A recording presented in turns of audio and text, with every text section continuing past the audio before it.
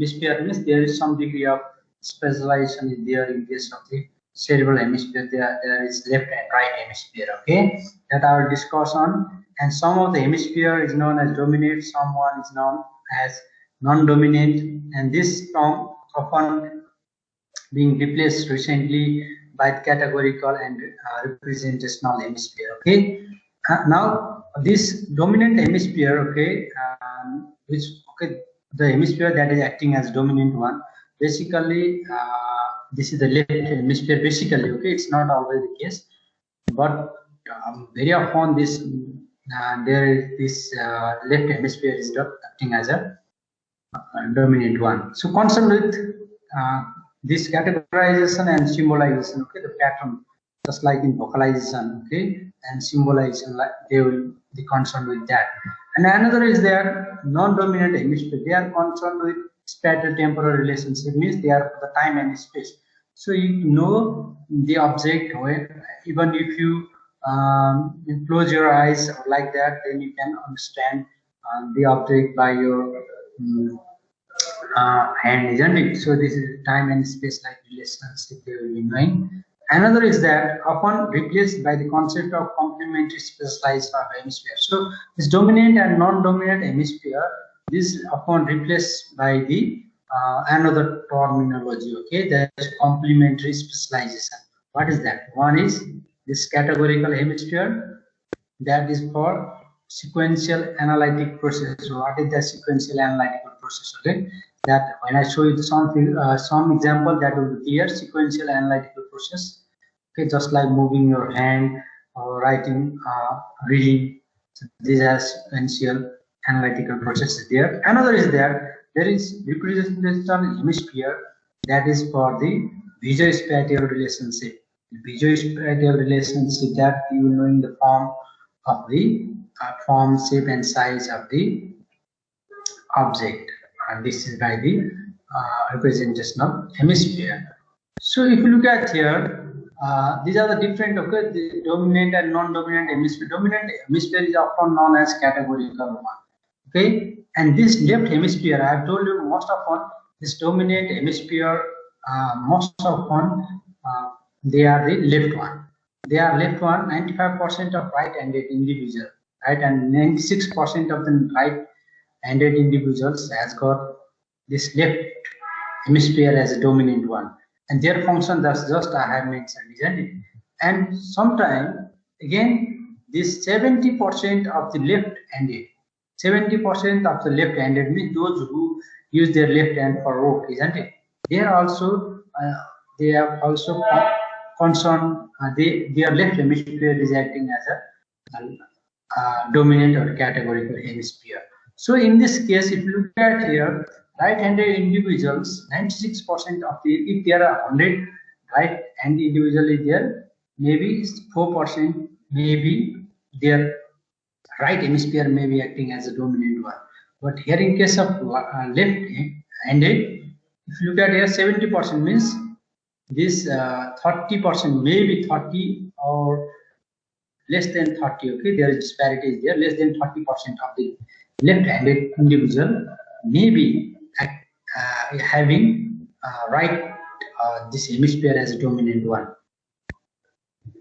Okay, the function of the dominant hemisphere and categorical and non-dominant hemisphere that I just mentioned to you, this there is difference. I will discuss on this one also. Okay, so there some 30% or less than 30 percent, or if there is also demarcation is there, that is about 15% of 15% of the left-handed individuals has got right hemisphere as dominant one, and other 13%, and there is no segregation. Okay, there is still there is difficulties to tell which one is the dominant and. So basically, if there is basically for your knowledge, most of the time the left hemisphere is acting as a dominant one, but there is also difference with the handedness in the individual. That should be known. And okay, if there is lesion on categorical hemisphere, means dominant hemisphere. Okay, if there is lesion on this categorical hemisphere or dominant hemisphere, this will produce the long language disorders. Okay, the language disorder will be covered by Dr. Smithy. Okay, there are different language disorders there, and one of the is the lesion on the Broca's area. Okay, Broca's area there is there. What is that? Other different language disorder with aphasia is there. So that will most be discussed by Dr. Smith in your next class. That just I have told you that if there is lesion on the categorical hemisphere, then there will produce the language disorder, and that is known as aphasia. In this case, this is known as motor aphasia. There is also sensory aphasia. There is global aphasia. Other aphasia is also there that we will discuss in the next class. Now another is if there is lesion in representational hemisphere produces strongylosis. Strongylosis, we are already knowing that strongylosis means you are not able to know the object by its shape and size, isn't it? So basically, if you look at categorical hemisphere, they are mainly concerned with language, isn't it? Mainly because one of the function of the category, other functions also there. Most important one is language. Another is representative hemisphere that I have told you that this is for knowing our by the shape and size. That is an age prognosis will produce their region on that. So it is mainly for this language, and this is mainly for the knowing the object by shape and size. Am I clear? Main function, okay. There are other functions also there, but this will be not clear. Is this clear? Yes, sir. Now, okay, this is the same thing that is being just I have discussed. If you look at here, 36, 70% just I have discussed. 50% this left-handed individuals have right categorical. So the same thing that is written over there. So now look at here in visual spatial relation, recognition of face, object, forms and musical themes, and design agnosia or aphasia will be there. Now I'll discuss on the cerebral cortex. Okay. Now I've just discussed on the hemisphere, their left and right hemisphere. Now I'll discuss on the cerebral cortex. I have also discussed cerebellar cortex, isn't it? Cerebellar cortex. Cerebellar means the cortex of the cerebellum. And I am discussing on the cerebral cortex. This is the cortex of the cerebral. Okay, cerebral. Okay. So this is the thing. The volume is this, and the surface area is this most tremendous surface area there because of the foldings. Okay, many folds are there. So the surface area of cerebral cortex is increased. Now, if you look at here.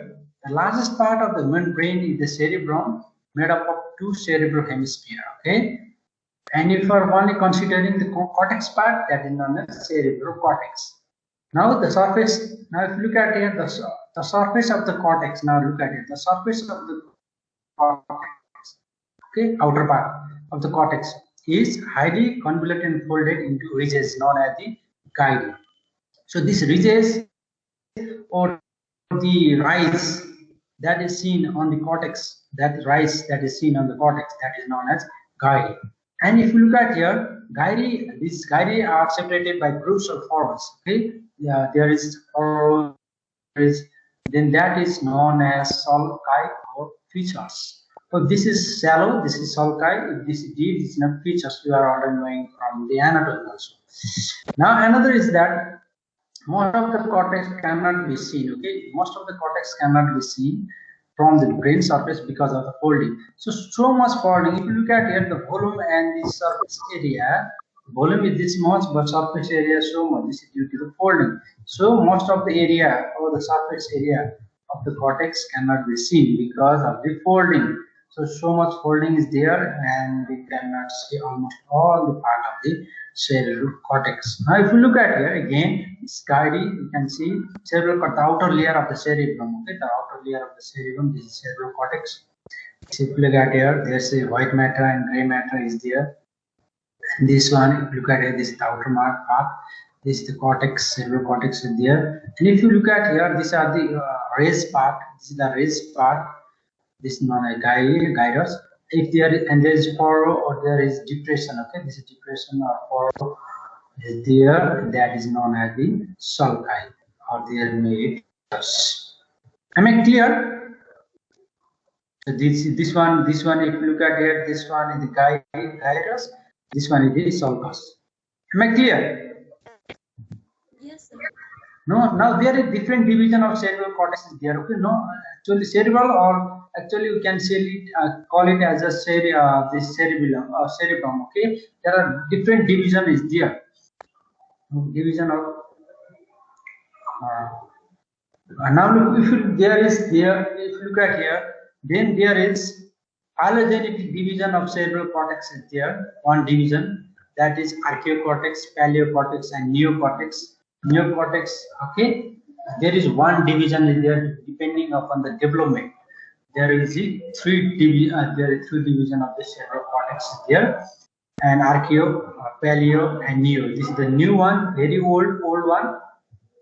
Now, if you look at it again, cerebral cortex, another division is also there. Cerebral cortex can be divided into left and right hemisphere and subdivided into number of lobes like frontal, parietal, temporal, and occipital lobe.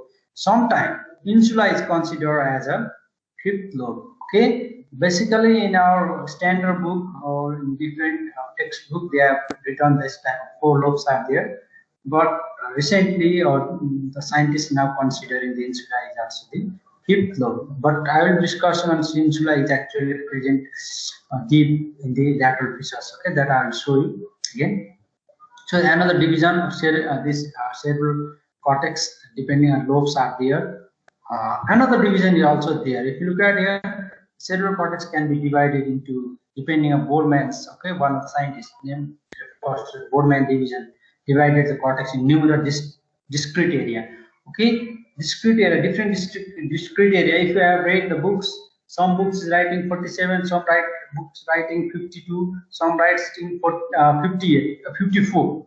So different book is writing the different discrete areas. So it might be in your exam, say if you ask, then they will follow the one book and they will give the one answer will be the correct depending upon which book they are following. It may be 47 or it can be 52 or 54 as well. Okay, so there are different lobes, discrete areas are being shown. That I also discuss some of the Broadman's area of the cerebral cortex as well. So these are the basically 3 division for the division of the cerebral cortex. Am I clear? Yes, sir. Now let me discuss on slightly on this cortex, this phylogenetic division. Then I will go on this, and after that, I will go on this. Like some of the Broadman's area, which is important for examination point of view, that I will only show you. Okay. Now let me discuss on this cortex right now. This archaeocortex, they have got 3 layers. Okay, they have 3 layers, and they include hippocampus and dentate gyrus. Okay, this is the one part of the hippocampal formation. Okay, this is the hippocampal formation. This hippocampus, dentate gyrus concerned with learning and memory, declarative learning and memory. These are the archaeocortex, and they have got 3 layers. This paleocortex, which is intermediate in between archaeocortex and neocortex, they have got 4 to 6 layers, and this includes olfactory cortex. Okay, this olfactory cortex or olfactory system of our body is actually the paleocortex. But other part of the cortex, these are having the 6 layers. So already knowing that this primary motor area, sensory area, like that, they are the neocortex. So while we are talking, if you are talking in case of your this motor system and sensor system, you have already read, we are actually talking about the neocortex. Now I will be discussing on this archaeocortex and paleocortex slightly, or in relation to hippocampal formation, in relation to the sensor system, that we will discuss on the paleocortex. So they are also important. Okay, in humans, if you look at it, 90% of the cortex and neocortex. So 90% of cerebral cortex is our neocortex, and only the 10% of the cerebral cortex components are the archeo and paleocortex. So this paleo and there is also paleo and archaeocortex is there, and they have got also the real importance, and their percentage will vary, okay, depending on the species. Okay, we are the Homo sapiens, so we have got maximum number of this newly developed cortex, 90%. Paleocortex is located at the border between archeo and neocortex. You are already knowing that. Okay, am I clear? Yes, sir. Now, if you look at here again, types of cerebral cortex that just I have discussed to you. This is olfactory. This paleo and archaeocortex together is known as allocortex.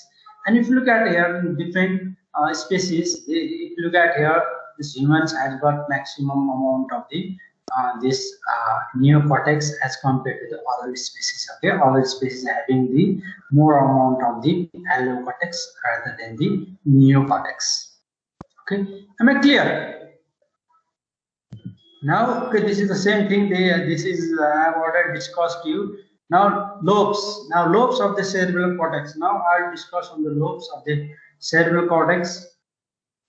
If you look at here, there are 4 lobes, and another is there. There is also maybe considered insula as a fifth one, but basically we are considering frontal, parietal, occipital, and temporal lobes. There are 4 lobes are there, and if you look at here, this is frontal, this is parietal, yeah, and they are separated by this central sulcus there.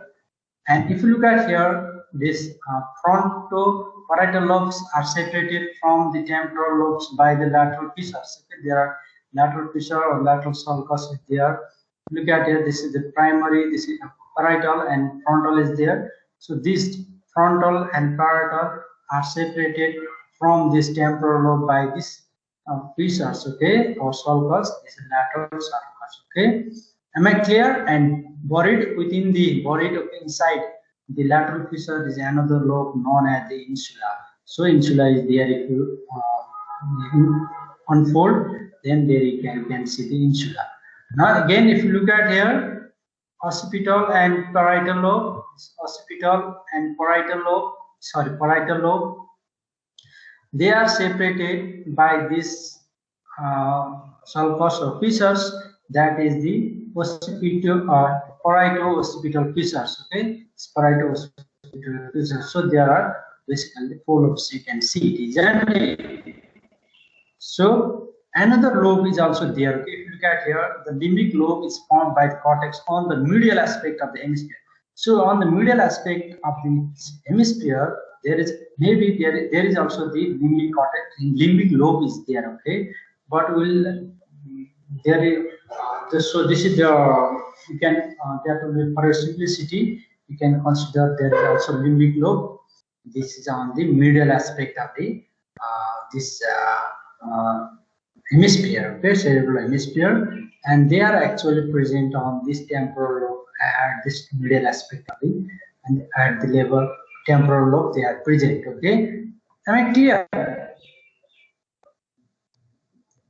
up to this? So part of the limbic lobe, okay, hippocampal formation is folded into the para-hippocampal gyrus on the temporal lobe and cannot be seen from the surface of the brain. So you cannot see the hippocampal formation, but they are present within the temporal lobe. That is one of the important part of the limbic lobe, like that. Okay, so basically we are talking on this 4 lobes, but within the lobes also there are just I discussed you, there are 2 lobes are there, isn't it? One is limbic and another is the insular lobe. Am I clear? Yes, sir. Now, if you look at a function of the lobes of the cerebral cortex, now I'll discuss more on the function of the lobes, different lobes. Okay, if you look at here, this part is the frontal cortex. Okay, frontal lobe. This is the frontal lobe, and this is the parietal lobe. This is the parietal lobe. This is central sulcus dividing this frontal and parietal.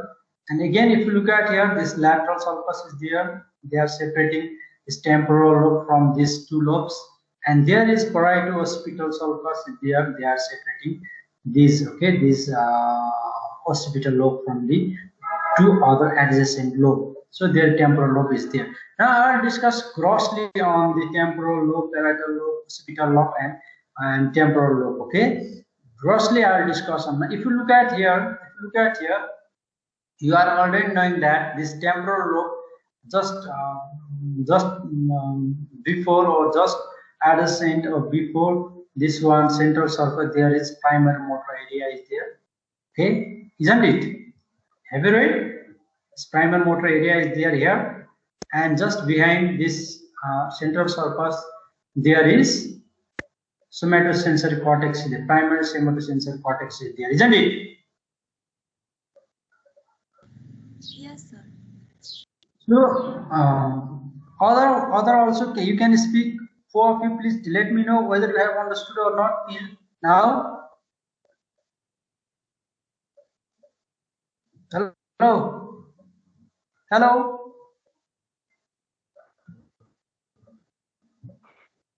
Understood, sir. Other? Yes, sir. Okay, then other? Understood, sir. Okay, good. Very good. Now, now if you look at here, there's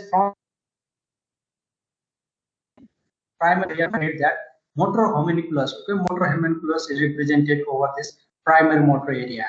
That is, motor homunculus means your whole body representation. Okay, whole body is not present, but that is the representation only. Okay, whole body representation will be there in this area, and that is known as motor homunculus. Your whole body is represented, but that will represent one representation. Okay, not the whole body is present. Don't get confused on that. Okay, but your body is represented on this area, that is primary motor area, and that is known as motor homunculus. And here there is sensory homunculus is there. Okay, means again your whole body is represented over this, depending upon your sensation, type of sensation this area will perceive, and this area type of the motor function or the type of the motor movement they will do on your body, that is represented for motor homunculus, and this is a sensory homunculus. This is most important. Okay, sensory and motor homunculus.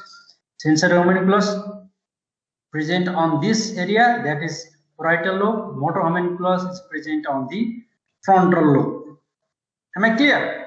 Now another is also there. If you look at here, this occipital lobe, there is visual cortex is there. There is visual cortex is there, and there is auditory cortex is there. Here in this temporal lobe. Temporal lobe also consists of this structure that is known as hippocampal formation. So that hippocampal formation is important for the learning and memory. So temporal lobe, one of the important function of temporal lobe is learning and memory. They have consist of the hippocampal formation. And just I have told you the sensory, this parietal lobe, this is for the perception of sensation and processing of sensation. This one is the for the motor movement, isn't it? Another function can be that are you following me, or it is fast? ठीक है, sir. Now another is that you have already read in the this motor system and in sensor system that if you look at here, now I'll discuss slightly on the corticospinal tract. Look at here, that corticospinal tract get origin from the primary motor area, secondary motor area, again for this sensory area as well, isn't it? So these areas that is present on this frontal lobe, and this area present on the parietal lobe. For this one is somatosensory cortex, that is present on parietal lobe, and motor cortex, primary and secondary, or primary or premotor or supplementary motor area. They are giving rise to the corticospinal tract, isn't it? So they are also involved in the formation of the pyramidal tracts. Okay, this is one of the function of the parietal lobe and the frontal lobe, just I have told you. Okay, now another is again in the frontal lobe, there is Broca's area is there. Okay, Broca's area is there here. What is that? I will discuss on. and that will be mainly discussed on your language comprehension that was discussed by the Smriti ma'am. But you should know that there is Broca's area is there in the frontal lobe, okay, but dominant hemisphere for dominant, okay. Now note on that, okay, on the dominant hemisphere. Dominant and non-dominant hemisphere depend upon the actual language, isn't it? Categorization and symbolization. So this Broca's area present on the frontal lobe, and another area is also there. This frontal eye field. Frontal eye field also there in this frontal lobe. Another most important function of this frontal lobe is they consist of the prefrontal cortex. Okay, what is their prefrontal cortex? The importance that I will discuss on. Now again, switching on this parietal lobe, switching on the parietal lobe, just I have mentioned. Now let me switch on this occipital lobe. There is auditory areas, not the auditory. Actually, there are the vision area. Okay, visual cortex is there. Visual cortex is there in this lobe, so they will perceive the light.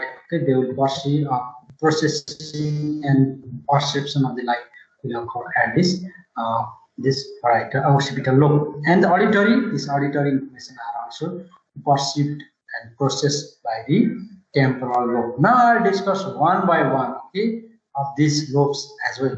Now look at here. I have gone through different books, and this I thought this one will be important for you for this. So most important part of the frontal lobe and other lobes just I have written here, and you can see the my handwriting or like that, isn't it? Now if you look at here, frontal cortex, there is primary motor cortex, premotor area, cingulate motor cortex, and there is supplementary motor areas are there. So you are already knowing this area number. What is the name of the primary motor area?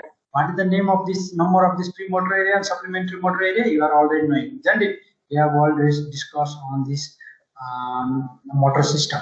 So they are mainly involved or for the importance for the planning and executing the motor behavior or motor movement. Okay, motor behavior or movement, voluntary movement. So they are crucial for planning and executing that motor behavior or motor activity.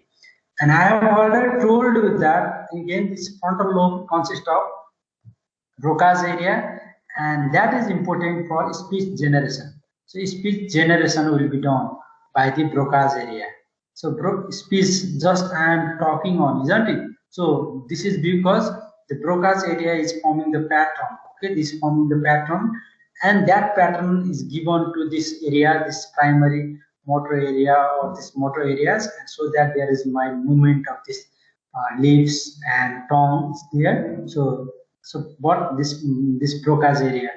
So I am just telling you that they are for the speech generation. They are responsible for speech generation. So this is presenting dominant hemisphere that I have told you, the dominant hemisphere. Now another is prefrontal cortex is there. They are rostral part of the frontal lobe, and they are mainly involved for personality and emotional behavior. So what is your personality? Okay, that will behavior that will be shown by the prefrontal cortex, and we are actually human because of this prefrontal cortex. The human behavior function is due to the prefrontal cortex. Am I clear? Yes, sir. Now I have also told you this prefrontal cortex in a reward and reward center, isn't it? This I have told you nucleus accumbens like that, isn't it? So this emotional behavior is also there. So you should be knowing what is there is important is there in the prefrontal cortex. Now let me discuss on this parietal lobe. Parietal lobe consists of somatosensory cortex and adjacent parietal association cortex. What is their function? They are involved in processing and perception of the sensory information. So this area it has been already told you that the 312 area is there, isn't it? So these are mainly involved perception of the sensory information. Okay, just like touch sensation, vibration sensation, they are going to this area, isn't it? Parietal lobe. And they are also involved in determining spatial context. What is spatial context means? That knowing the shape and size. By the shape and size, you are knowing the object. That is the for the spatial context. Another is important is that somatosensory formation affects the voluntary motor activity. How? If you look at here, somatosensory cortex give the information to the frontal lobe. Okay, some of the information from somatosensory cortex goes to the frontal lobe. Okay, these motor areas, and so they will affect the voluntary motor activity. Another is that they are also giving information to the Wernicke's area. Okay, that's Wernicke's. What is that Wernicke's area? Again, that will. This is for area number 22. Okay, that will for the language comprehension. This area is for language comprehension. One is language or speech production, that is Broca's. Another is language comprehension, that you will understand written and this written thing and the voice. Okay, that will be understood by this comprehension with the Wernicke's area. Again, if you look at here, from occipital lobe, the information, visual information is also going to the this parietal association cortex. Okay, this I have told you somatosensory cortex and parietal association cortex. I have told you. So visual information is going to the this parietal occipital cortex. Am I clear? So these are the function of the parietal lobe, and that you should be knowing that this is the most important one. This is involved in this one, and this one is the most important. You should be knowing. Am I clear? Yes, sir. Now another is, if you look at here, occipital lobe. Now what is the function of occipital lobe? This is involved in visual processing and perception. Perception of the this light or the information that is coming from the vision. So they also affect eye movement since it has connection to the frontal eye field. So from this occipital lobe, the information is going to the frontal eye field. So it means that they will cause the this movement of the eye movement. Okay, eyeball movement is there.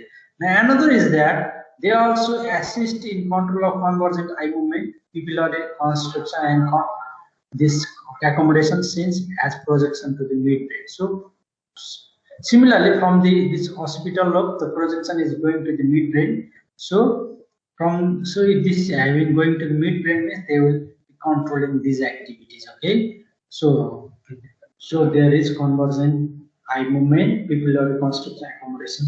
This also can be voluntary, or this can be controlled by the occipital lobe.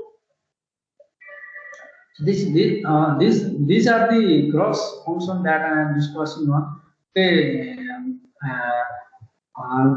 just how the information is going to this visual, olfactory, occipital lobe from the visual, how the visual information is going to the occipital lobe. That we will discuss more in detail when we are discussing on the special senses. Similarly, this has already been discussed in more detail. See, this one is also having more discussion. This one, this has been discussed in detail in your motor system, and this one is for the sensory system. And this one related in this relation that we will discuss when we are discussing on the visual pathway in your special sense. Now another is the temporal lobe. Am I clear? Yes, sir.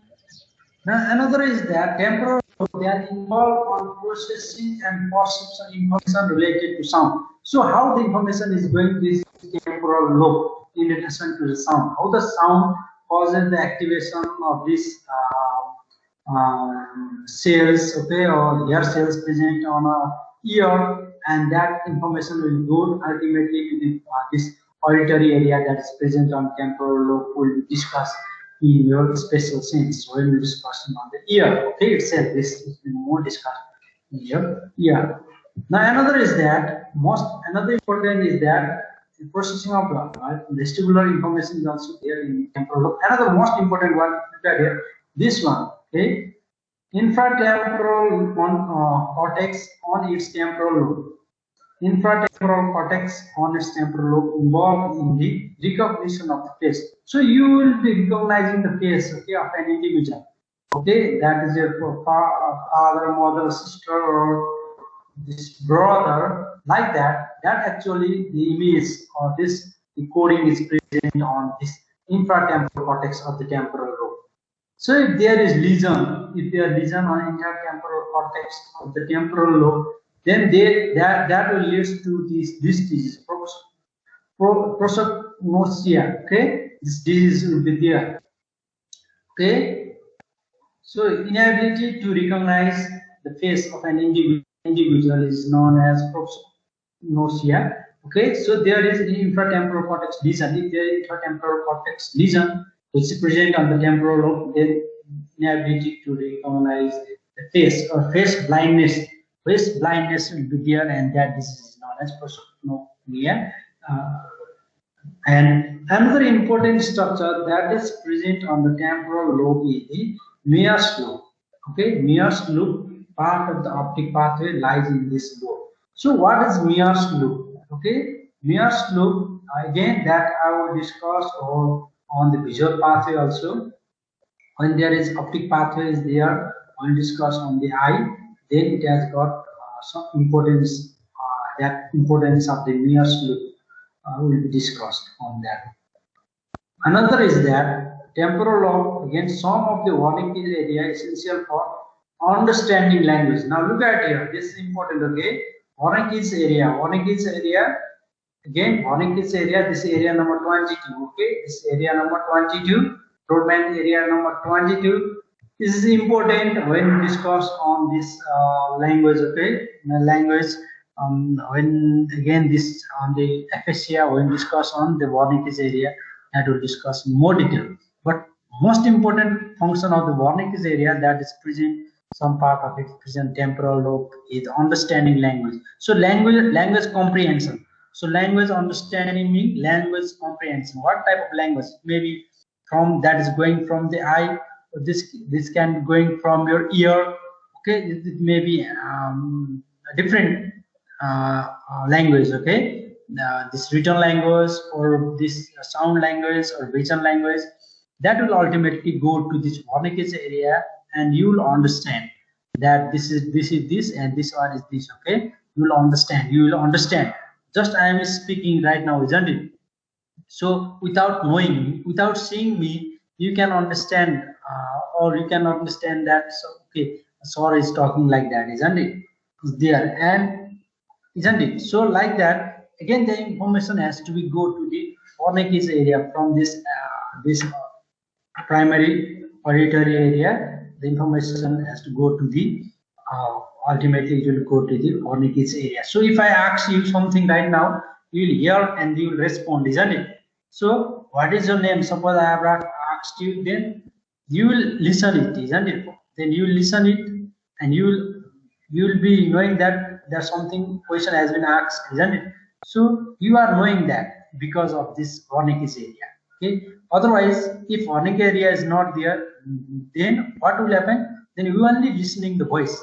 Okay. Just like what is your name? You are only listening that, you cannot understand if this area is not there. Okay. Am I clear?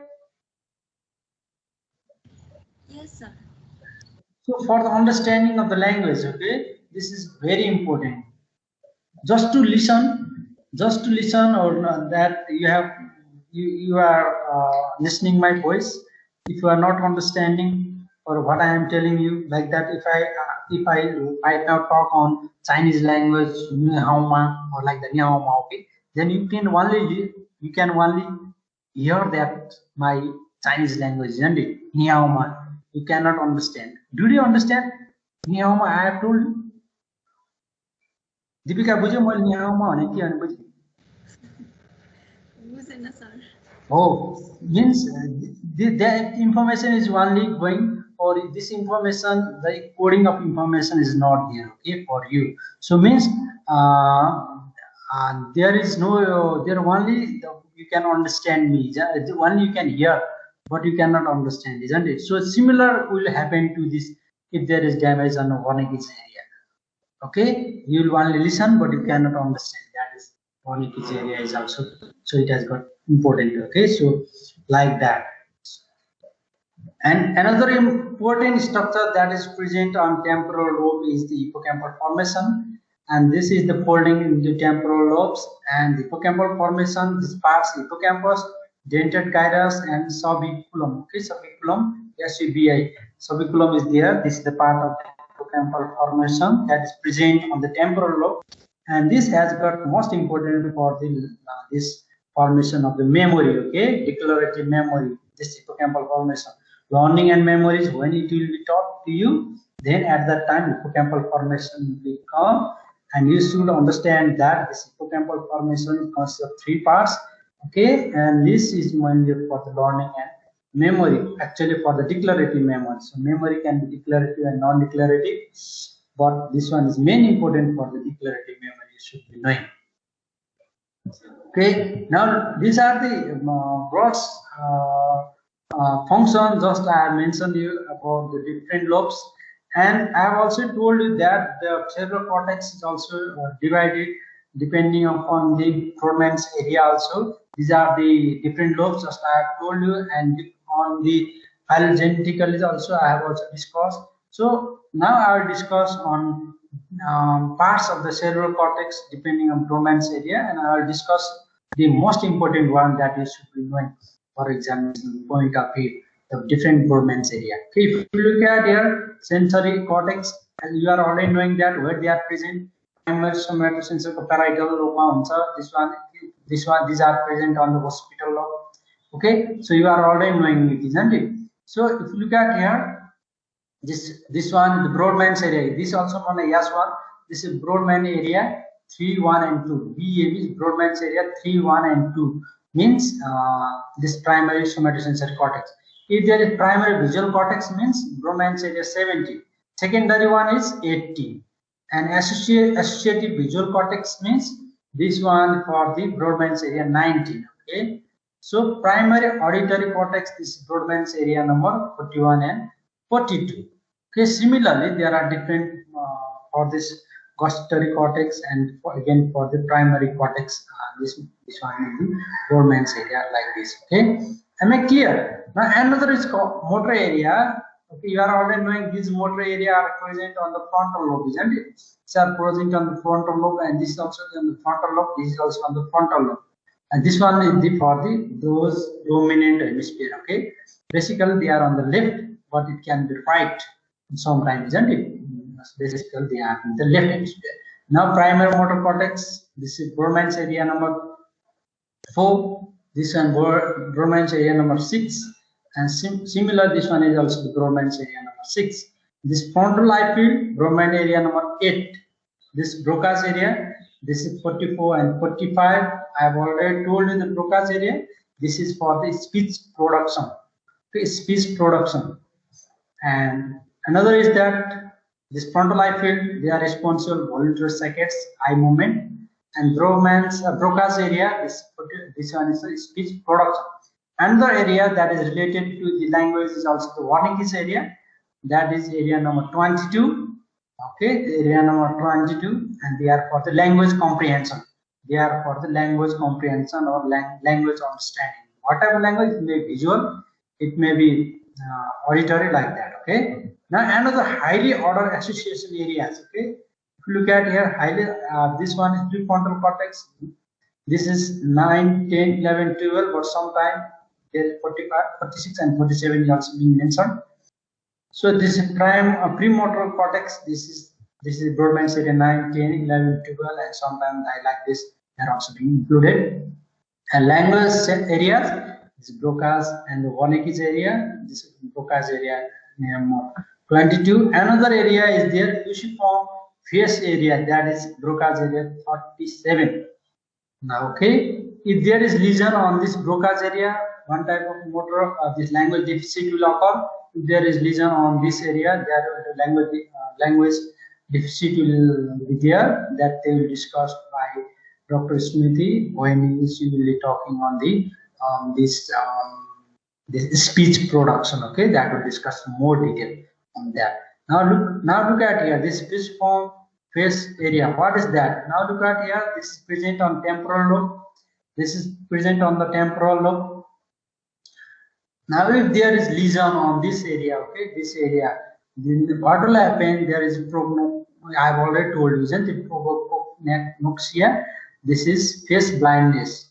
This is face blindness. If there is lesion on this part of the temporal lobe, or this fishform gyrus, then this is face blindness. Means the patient will not understand or know you and me, previously known to you by your face, unable to recognize face, including own face, caused by the damage of occipital or the fishbone face areas like that. Okay, so they will not able to recognize the face. So this is another face blindness and this disease. Okay, am I clear?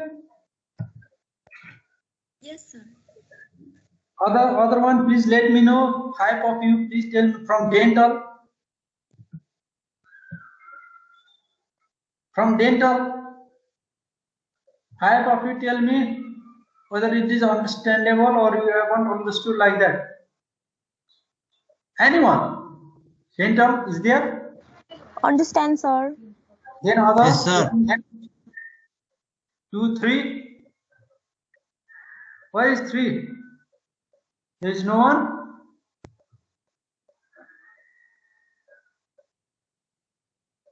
Hello?